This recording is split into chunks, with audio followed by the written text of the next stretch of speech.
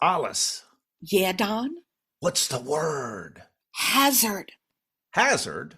After so many years of being a hazard, a public nuisance at best, I feel obligated to do something positive. Where'd you hear that? I heard it through the grapevine. Welcome. It's the AA Grapevine half-hour variety hour featuring the collected voices of Alcoholics Anonymous. I'm Don, an alcoholic in Greensboro, North Carolina. I'm Olis, an alcoholic in transition. You're still in transition? You know, Don, what is happening right now is God's will if you've done the footwork. And I've not found a house yet. When it's time for me to find a house, I'll have a house. So yes, I am still in transition. So this isn't a geographic.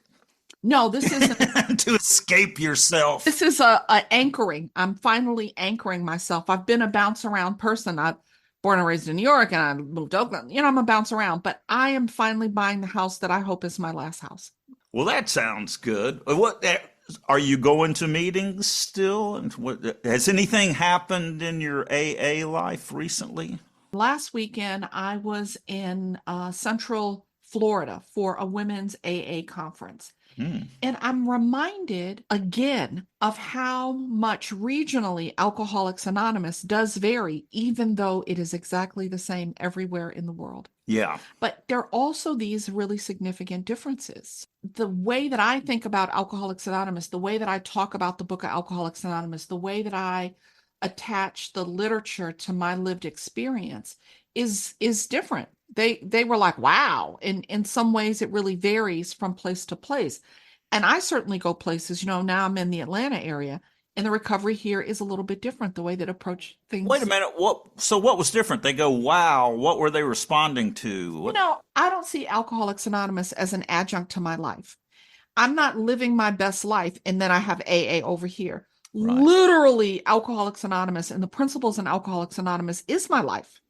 Like the adjunct to my life is, a vacation or shopping or, you know what I mean? Like relationships are in some ways the things I do extra. Yeah. The basis of my life is how do I practice these principles? How am I kind, patient? And some people may see that as a little extreme or severe that, I just want to stop drinking. Oh, yeah.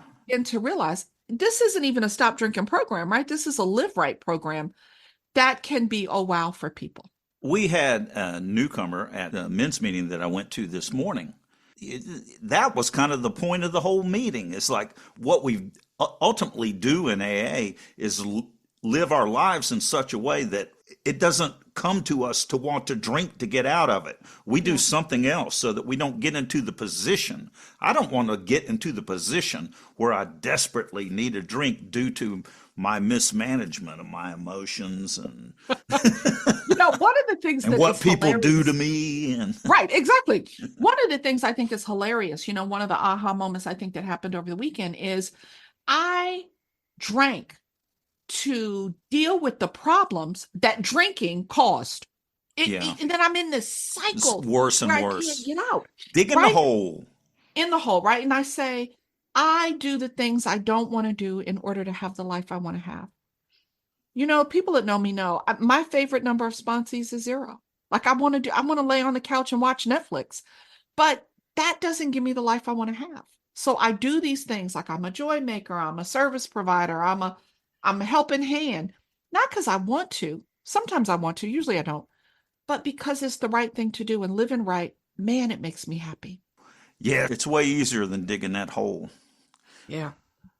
Alice, who's our guest today? Oh my God, I'm so excited. We have Jimmy D. His experience in Alcoholics Anonymous is rich and varied. That's right. And later on, we'll have a History Plus question. History Plus. Which is, why do we count June 10th, 1935 as the starting date of AA? Yeah. We're going to get Jimmy in on that one, too, right after this.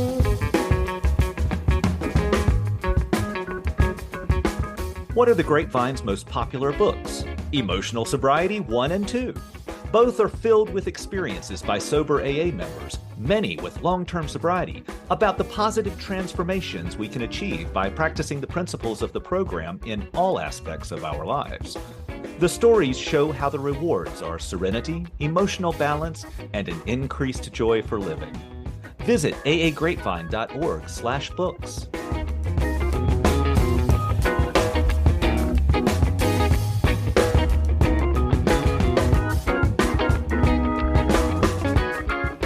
Hey everybody, my name's Jimmy. I'm alcoholic, and I'm from Dallas, Texas. I've been sober since August the 25th of 1997. We give dates down here. An old timer when I got sober said, if you don't give a date before you start talking, by the time they hear the first 10 minutes, they may not think that you have a date. That's my date. I believe in it too. What was going on, Jimmy, August 25th, 1997, that caused you to go to an AA meeting? Well, I didn't go to an AA meeting on 25th. Huh? I had some exposure to what I consider to be stellar AA starting Memorial Day, so end of May. The Dallas County court system helped introduce me to Alcoholics Anonymous. Second DWI, which I treated casually, and they did not. Dallas County really wanted me to get sober. Or quit driving. Well, yes, a combination of all of those things. It was a package deal, but I had a sponsor, a good sponsor. In fact, he became my sponsor my first 2.5 years of continuous sobriety. And I was receiving direction, really no different than the direction that I receive today. And I was exposed to a lot of really solid 3 legacy AA members, but I could not get out of the rut. And on the 24th of August, which may be the most important, at the tail end of a half gallon of vodka, I decided that those people knew how to live one day at a time. And that was not a decision that I made. I believe it was influenced. Thank goodness for that. Thank goodness. So how did you get to an AA meeting? Well, I had been around Alcoholics Anonymous, and I understand that, talking about a meeting of AA, but I can tell you that it's not been my experience to conflate a meeting of Alcoholics Anonymous with being a member of Alcoholics Anonymous. No offense or slight to the meeting of Alcoholics Anonymous, but my experience taught me then, I was in a lot of really, I was in 3 committed AA meetings a week, all through the summer of 1997. I was in a book study, the showcase meeting. We called it the open speaker meeting. I heard a lot of stellar people from my part of the world talk about what they were like and what happened and what they were like today. But, I wouldn't go to dinner, and I wouldn't make a call to my sponsor at 7:30 every morning. And I wouldn't call 2 other men in the group every day to ask them how their day was. And I can tell you that I believe those were foundational components of this way of life. Isn't it interesting? Those were the things for me that were going to any lengths. Yeah, the social things. Well, in the meeting, after the meeting, eyeball to eyeball, a guy will tell you stuff that he'll never share from behind an AA podium. Yeah. I really appreciate you making the distinction between a meeting of Alcoholics Anonymous and the program of Alcoholics Anonymous. And I think I heard you say that the action you take or don't take distinguishes whether or not you're in the program of Alcoholics Anonymous, right? Your sponsors asked you to do some things, you're unwilling to do them, you're just going to meetings. That doesn't make you a member of the program. Right. There's a vast difference between going to AA and being in AA. Yes.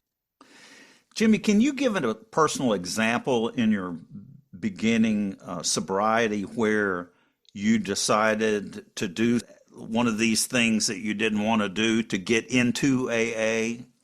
Then you did it and got the results? I began to say yes to things that my sponsor and other people suggested that I do. That could be, taking a commitment in my home group. It could be, my first 6 or 7 months of sobriety. I lived in central Dallas, and there were 2 guys that were new in the program. We were kind of like the class of 97 guys. Mm-hmm. And you know what? I didn't like either one of those guys at all. And and they didn't have car or license. Now, I didn't have a license when I got sober, but my sponsor helped me clean that up quick. And so I would drive to Grand Prairie, which is about 30 miles one way, and pick those guys up twice a week, Monday and Thursday, and loop them back to North Dallas. The round trip was probably 100 miles. Wow. In traffic. And my sponsor, I would commiserate, not weekly, but almost weekly. And I'd say, I hate those guys. I hate those guys. And about month 2, my sponsor was tired of listening. So he said, you know what the problem is? And I said, yeah, they're just jerks. And he said, no, y'all aren't spending enough time together. So he found he found a newcomer meeting in Plano, Texas. It wasn't close to anybody. And on Friday nights at 8:00, we went to a newcomer meeting in Plano, and I picked him up for that. And I have to tell you, the magic of Alcoholics Anonymous, the windshield time, changed my perception. Yep. Now, neither one of those two guys, maybe one got 5-6 years in the program. I haven't seen them in years and years, but they're in my prayers daily. Yeah. I'm not going to tell you that the conversations we had in the car were very spiritual, but we got through early sobriety together. Yeah. Yeah. I hear you say, like, look, I came in May, right? But my sobriety date is 3 months later. That 3 months is maybe being defiant or resistant or just not wanting to do the things that are asked. Is that what that three months is? Absolutely. And interestingly enough, only in hindsight did I realize I drank every day but Thursday. So Thursday night was a closed book study, and we met in a church in North Dallas. The first time I ever engaged with members of that home group, they gave me a commitment. I put the steps and traditions out in the room where we met, and I put signs in the yard of the church to let people know that AA met inside. And the conscience of that group, not surprisingly, was if you lost your sobriety, you lost your commitment, right? And they believed that the common welfare came first. So every Thursday, I'd show up 30, 45 minutes before the meeting sober that day. And they would relieve me of the commitment. They'd say, Jimmy, you've lost your sobriety in the past week. We have to take your commitment. And then they turn right around and they give the commitment back. Because my sponsor was talking to his fellow home group members about me, and he said, I don't understand it, but the only sober breath he draws is when he comes on Thursday to put out these signs. They encouraged me. It was probably the most impactful job I've ever had in AA, and it was before I actually got sober. Wow. Yeah. I want you to say more about the most impactful job I had in Alcoholics Anonymous is when I'm struggling not to drink, just so that I can put signs out in the yard and put the traditions and the steps out. My home group is once a week, about 100, 125 people. It's a huge meeting for Dallas. And, there are 70 or 75 commitments in that meeting. What are the jobs? What kind of jobs? That's a lot of commitments. Well, you expand the commitments if the group grows, right? So we've probably got 4 different people that are in charge of various stages of the butt cans.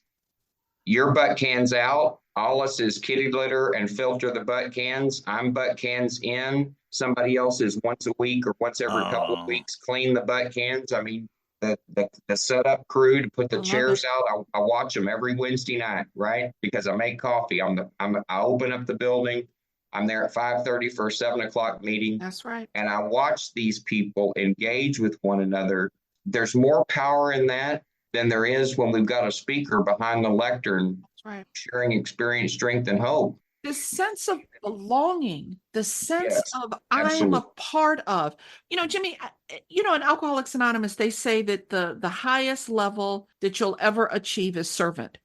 The triangle in Alcoholics Anonymous is upside down, right? The further, quote unquote, up the food chain you get, the lower on the totem pole you are in Alcoholics Anonymous. So you're talking about being a newcomer, putting the steps and traditions out, putting the signs out. People may not know.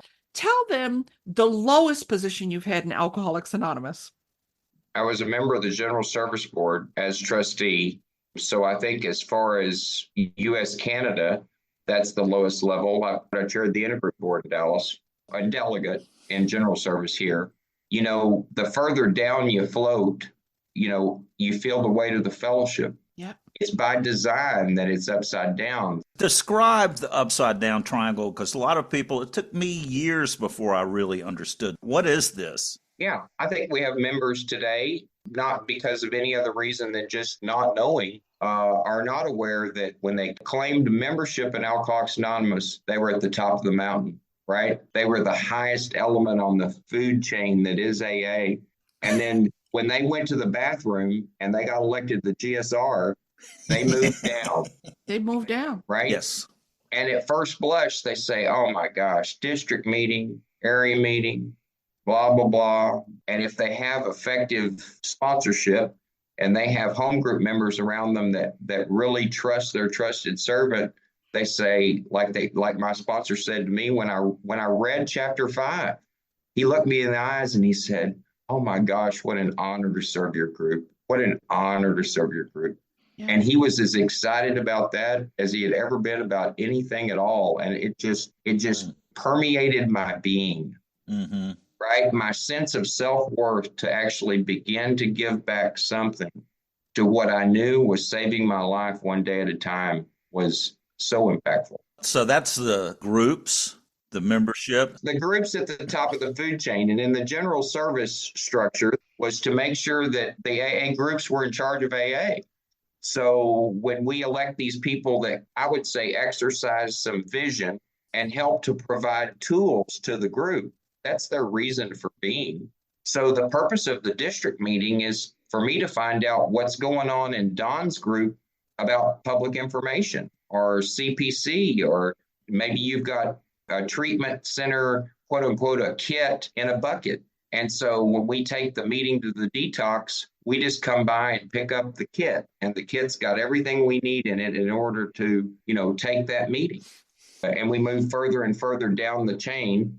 Special workers, the AA members that work for AA, and the 3 boards, they're at the tip, the point of the triangle. Tell us what the 3 boards are. Well, we have the General Service Board, the custodian of AA tradition, because obviously the groups in and of themselves, they can't execute these ideas, a piece of material that we would use to assist in our 12-step work. So we have the General Service Board, 21 trustees. Those trustees, they really own, right? But we don't like ownership as a word in AA, and I get that. But they own these 2 operating corporations. AA World Services, which is the publisher of all of our conference-approved literature and also is the General Service Office in New York. And then the AA Grapevine, which is obviously involved in this effort that we're engaged in today and many, many other things. Grapevine Magazine, Lavinia, other recovery literature that's produced and approved by the conference. It's a 3-corporation structure in alcohol. Okay, thanks, Jimmy. So I can just feel some people listening going, what in the world does this have to do with me getting sober?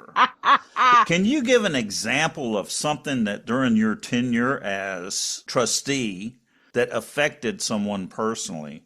When we were at the General Service Conference 2022, it's the annual meeting of AA. Mm-hmm. So we're gathered together for 7-8 days in New York. Delegates from each one of the areas, right? So you've got AA members that are serving their geographic areas. You've got those 21 trustees. You've got those directors on those 2 boards. So you've got all this legalese mess. Mm-hmm. And so we put out this literature display. GSO did it. It's beautiful, but it's big books and as Bill sees it, 12 and 12 and lots of Grapevine material. And we had somebody come off the street and actually wander back there.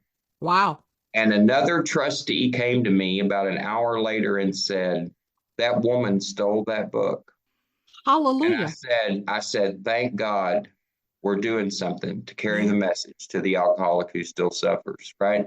Now, that may seem a little bit abstract, but I can tell you that really brings it all into perspective. The structure does not do 12-step work. That's right. But it's there to make better 12-step work possible. That's right. One of the things about my membership in Alcoholics Anonymous is I want to live in a way that people who will never know who I am benefit from me having lived. Right? That might mean that I'm sponsoring somebody that later on sponsors somebody that saves it, like whatever it means, right? I'm just trying to give. There's this service structure. It doesn't do the life-saving work directly, but it makes it possible. I'm creating the space for the work that is life-saving to happen. I'm not doing the life-saving work directly, unless I'm lucky and somebody comes in and steals a book, right? Like, I just want to say thank you for all of the work that you've done over the years. A special thanks for being the coffee maker now. Well, and which is the greatest job ever. And, it's interesting. I learned that from being part of Alcoholics Anonymous. My sponsor said, we're going to weave you into the fabric of AA. Yes. And I had no idea what that meant. I would have been a very poor, trusted servant at that whale doo-doo in the ocean position had I not been a guy who made coffee at my home group or cleaned the butt cans, right? And I never wanted to do any of that. I just wanted to not drink, You were dragged into the community of AA and then discovered that it's the community that's actually keeping us sober. That's how I'm not drinking, is by making sure the community's here. And we got an Ask It Basket question that deals with this. It's time for the Ask It Basket. What's that? That's the name Bill W. gave the basket that was passed around for questions. We want your questions for our guests. General recovery questions, newcomer questions, AA history. Got a question for the Ask It Basket? Go to aagrapevine.org and click on podcast. And now, let's dip into the basket. We received this voicemail from an anonymous listener with an interesting question. Let's listen. I wanted to ask a question for Ask It Basket. How come they start the beginning of AA with Dr. Bob's sobriety? I was wondering why they don't use the beginning of AA when Bill W. got sober, when Ebby came to see him, and why they use Dr. Bob's sobriety as the beginning of AA. Good question. It's such a great question. When you come in and you are told what the anniversary date is for Alcoholics Anonymous, and then you find out, but wait a minute, Bill's already sober. Ebby already got Bill sober. Like, why aren't we counting Bill's sobriety date? Right? Why are we counting Dr. Bob's sobriety date? There are even people that'll argue that when you look up the train schedule in the American Medical Association date, that June 10th isn't the date. I mean, why are we bickering about the details, right? You're going down the rabbit hole. Right. But the truth is that spiritually, which is what we are in, right? We're in this spiritual program. Ebby didn't stay sober. Bob stayed sober. And Bob and Bill started the first Alcoholics Anonymous meeting in Akron, Ohio. We didn't know it was AA then. And so the beginning of AA isn't just about sober. It's about the beginning of a network of people that are getting sober. That's my best shot at it. Come on, Jimmy. Well, it's my understanding that certainly Ebby's message carried to Bill at the kitchen table was the Oxford group message, which were following first century Christianity. Yes. And Ebby was witnessing to Bill. Mm-hmm. It's my understanding that, and I may be wrong, I'm not an archivist / historian, but if Ebby was ever a member of AA, not for any length of time that I ever knew, right? And I don't know all the ins and outs of that. And again, that's kind of like the June 10th Atlantic City controversy. I don't want to touch any of that. But, Oxford was unhappy with Bill. Very much. Because Bill was putting a spin on their message. He was customizing it to fit people like me and Don and Olis, drunks in their cups, not knowing how to get by, not knowing how to get any better. So when he met with Bob, by the way, Bob didn't want to do that, right? So Bob didn't want to. Maybe the first example of where we surrendered to some external pressure, right? And but that was the first time that the message was successfully carried, and it was in its infancy, but it was the root and branch, the AA message. It said, if you surrender to a power greater than yourself, whatever that power is, whatever that is, but if you surrender to that power is going to help you along the way do what you need to do one day at a time to stay sober Yeah, I look at it like that date is the beginning of AA because that's one alcoholic carrying the message of Alcoholics Anonymous to another alcoholic, and it is the two of them that is Alcoholics Anonymous. It's not one person. It's not the first person who got sober, whatever message. It's when the community began, which is what we've been talking about the whole time. It's the community of AA. And the community began with Bill and Bob. And note that the identification and the camaraderie, and Bob says in his story in squiggly writing, which means it must be important, that he knew that Bill knew what he was talking about. Yeah. There was no formality of any AA meeting of any kind involved in any of that. That's right. It was person-to-person service. Bill did it for self-preservation, no question. As each of us does. Absolutely, we do. You know, we went off on that general service hodgepodge, right? We like stuff in AA that's really sexy stuff, right? We like the detox where people are drooling all over themselves and they're Thorazine out and all that stuff, right? You have a different idea of what's sexy than I do, but go ahead. Well, you know, I use that word to say that the difference between that is I've learned patience, and that a tool that's created today, it may not see any successful carrying of the message for 10 years, 15 years, 20 years. We have no idea, right? But it does become a piece of the collective experience of AA, and that's all we're doing here. We're just talking about our experience. Thank you for calling in with that question. We really appreciate it. You know, one of the things I love, and maybe we can post this on Instagram, is the prescription that Dr. Bob wrote, which is, I think, a beautiful summary of Alcoholics Anonymous, the whole deal, right? It's just 3 things. It's trust God, clean house, help others. And there is a beautiful prescription that Dr. Bob wrote, which you'll be able to see on Instagram. It's written on one of his prescription pads. Absolutely. Jimmy, this has been great. Thanks for being here today. It's a pleasure to meet you. It's lovely to have met you at the bottom of the food chain, and it's lovely to see you've moved up to coffee maker. Thank you. Thanks for having me.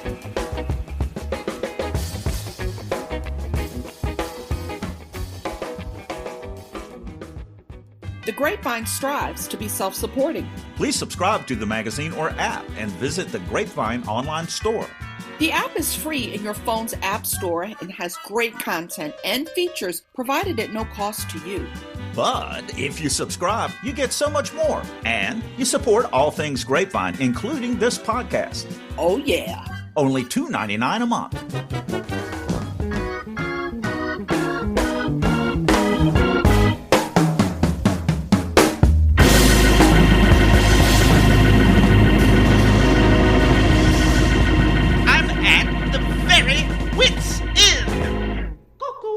This Wits In submitted by JD from Big Lake, Minnesota. A newcomer had it drilled into her by her sponsor that she had to be absolutely honest in everything she did. She took this to heart when she went to a job interview.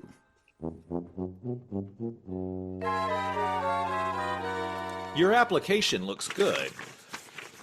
Now, what would you say is your biggest character defect?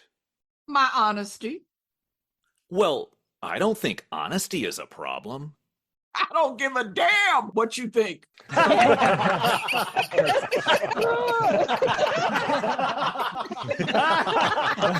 It's really not that funny.